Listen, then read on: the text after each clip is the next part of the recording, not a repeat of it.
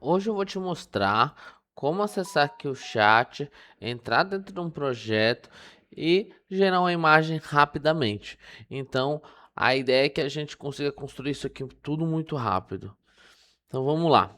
Eu vou pedir uma arte aqui de um personagem, por exemplo. Faça uma arte do, sei lá, Hora de Aventura. Pronto. Só de você pedir algo simples, ele já vai conseguir trazer algo bem legal para você. Se você tiver uma direção criativa, provavelmente você vai ter um resultado ainda melhor. Mas ele já vai pensar aqui e já vai escrever uma arte para você.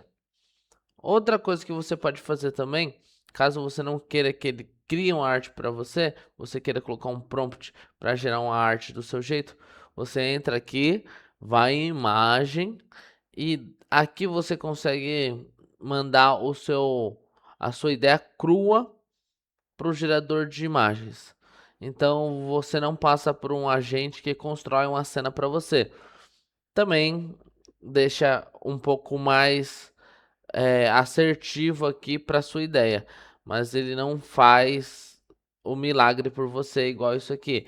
Aqui ele já constrói uma arte que você vai conseguir estampar na sua camiseta rapidamente. Você só pediu ali algo simples e ele te entregou uma arte já composta, com logo, com ideia que compõe a obra. Então, o modo de agente, ele é bem superior em relação à criatividade, tá bom? Se você tem alguma dúvida, pode deixar aqui nos comentários que eu respondo. Muito obrigado.